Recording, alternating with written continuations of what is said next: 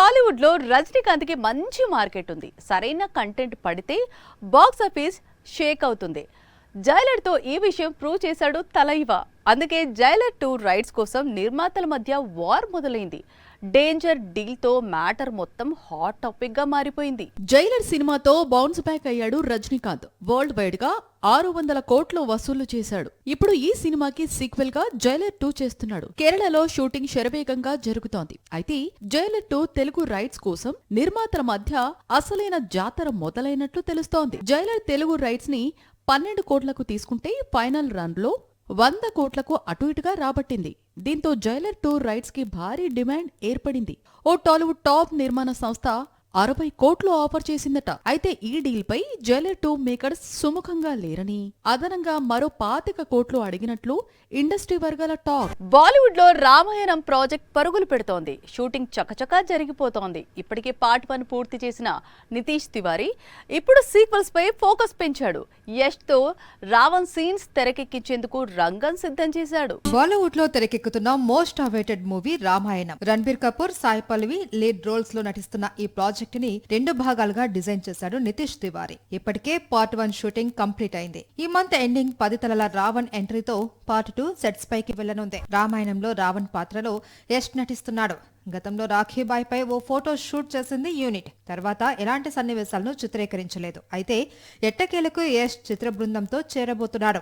April ending నుంచి రావణుడి పాత్రపై కీలక సన్నివేశాలని చిత్రీకరించనున్నారు. ఈ సినిమా సెట్ లో అడుగు పెట్టడానికి ముందు ఉజ్జయిని వెళ్లి పరమేశ్వరుడి ఆశీస్సులు తీసుకున్నాడు యష్. యష్ చేతిలో ఇప్పుడు 2 క్రేజీ ప్రాజెక్ట్స్ ఉన్నాయి. గీతూ మోహన్ దాస్ డైరెక్ట్ చేస్తున్న టాక్సిక్ వచ్చే మార్చి 19న ఇండియాతో పాటు ఇంగ్లీష్ భాషల్లో రిలీజ్ కానుంది. బాలీవుడ్ రామాయణం ప్రపంచవ్యాప్తంగా అన్ని ప్రధాన భాషల్లో విడుదల కానుంది. సో ఈ 2 హిట్ అయితే యష్ క్రేజ్ మార్కెట్ ఇండియాతో పాటు ఇతర దేశాల్లో భారీగా పెరిగే ఛాన్స్ ఉంది. సినిమా ఇండస్ట్రీలో క్వాంటిటీ కంటే క్వాలిటీని ముఖ్యం. కంటెంట్ కి తగ్గ అవుట్పుట్ స్క్రీన్ పై కనిపిస్తే ఆడియన్స్ కలెక్షన్ల వర్షం కురిపిస్తారు. ఇదే పాయింట్ ని క్యాచ్ చేసింది విశ్వంభర టీం. విజువల్ ఎఫెక్ట్స్ కోసం భారీ బడ్జెట్ ని కేటాయించింది. మెగాస్టార్ చిరంజీవి నటిస్తున్న లేటెస్ట్ మూవీ విశ్వంభర. ఇప్పటికే రిలీజ్ అయిన ప్రమోషనల్ కంటెంట్ ఆడియన్స్ ని థ్రిల్ చేసింది. రీసెంట్ గా రిలీజ్ అయిన సాంగ్ సినిమాపై అంచనాలను పెంచింది. అయితే తాజాగా ఈ సినిమాకి సంబంధించిన విఎఫ్ఎక్స్ వర్క్ హాట్ టాపిక్ గా మారింది. విశ్వంభర లోకం కోసం మేకర్స్ 75 కోట్ల బడ్జెట్ కేటాయించినట్లు తెలుస్తోంది. విశ్వంభర అనేది సోషియో ఫ్యాంటసీ జానర్ లో సాగే యాక్షన్ అడ్వెంచర్. గ్రాఫిక్స్ వర్క్ కి చాలా ప్రాధాన్యత ఉంది. చాలా కాలం తర్వాత మెగాస్టార్ ఇలాంటి ప్రాజెక్ట్ లో నటిస్తున్నాడు. అందుకే నిర్మాత ఎక్కడా రాజీ పడటం లేదు. కేవలం విఎఫ్ఎక్స్ వర్క్ కోసమే భారీగా ఖర్చు పెడుతున్నాడు. ఇందుకోసం హాలీవుడ్ టెక్నీషియన్స్ టీం ని రంగంలోకి దించినట్లు తెలుస్తోంది. వశిష్ఠ అనుకున్న విజన్ కి టీజర్ లో చూపించిన విజువల్ కి మధ్య తేడా రావడంతో మేకర్స్ ఈ డెసిషన్ తీసుకున్నారట. విశ్వంభర షూటింగ్ దాదాపు క్లైమాక్స్ కి చేరింది. జూలై 24న రిలీజ్ చేయాలని మేకర్స్ భావిస్తున్నట్లు తెలుస్తోంది. గతంలో బ్లాక్ బస్టర్ అయిన ఇంద్ర ఇదే రోజు విడుదలైంది. ఇప్పుడు అదే సెంటిమెంట్ ని విశ్వంభరకి అప్లై చేస్తున్నారు.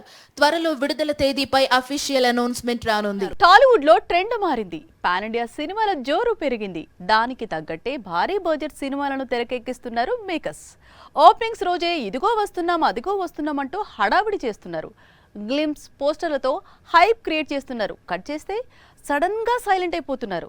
ఈ మధ్య కాలంలో ఇలాంటి సినిమాల సంఖ్య భారీగా పెరిగిపోతుంది.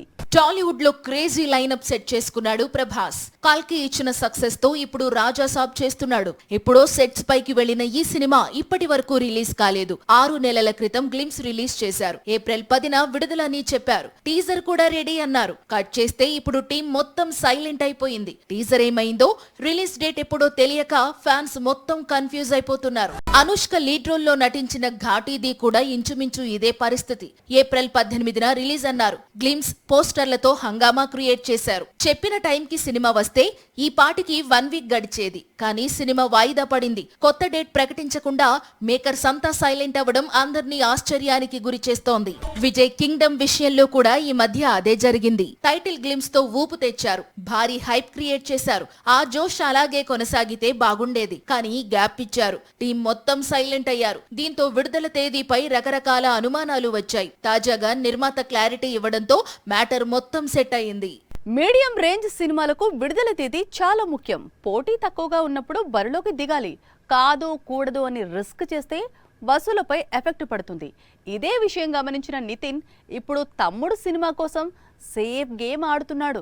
యూత్ స్టార్ నితిన్ కెరీర్ ఇప్పుడు రివర్స్ లో సాగుతోంది. ఎన్నో ఆశలు పెట్టుకున్న రాబిన్ హుడ్ డిజాస్టర్ అయింది. అంతకు ముందు వచ్చిన సినిమాలు బ్యాక్ టు బ్యాక్ ఫ్లాప్ అయ్యాయి. దీంతో నితిన్ ఫ్యాన్స్ చూపు ఇప్పుడు తమ్ముడిపై పడింది. వకీల్ సాబ్ తర్వాత వేణు శ్రీరామ్ చేస్తున్న ప్రాజెక్ట్ కావడంతో భారీ అంచనాలు ఏర్పడ్డాయి. దానికి తగ్గట్టే రిలీజ్ డేట్ విషయంలో సేఫ్ గేమ్ ఆడుతున్నాడు నితిన్. నిజానికి తమ్ముడు సినిమా ఏప్రిల్లో రిలీజ్ కావాలి, కానీ సమ్మర్ సీజన్ ని క్యాష్ చేసుకోవాలని ఆగారు. కానీ ఇప్పుడు జూలై 4 కి షిఫ్ట్ అయినట్లు తెలుస్తోంది. ఐపీఎల్ కోసమే నితిన్ ఈ డెసిషన్ తీసుకున్నాడట. టాలీవుడ్ పై ఐపీఎల్ ఎఫెక్ట్ గట్టిగా ఉంది. యావరేజ్ సినిమాల్ని సైతం ఆడియన్స్ పట్టించుకోవడం లేదు. మే 25తో ఐపీఎల్ అయిపోతుంది.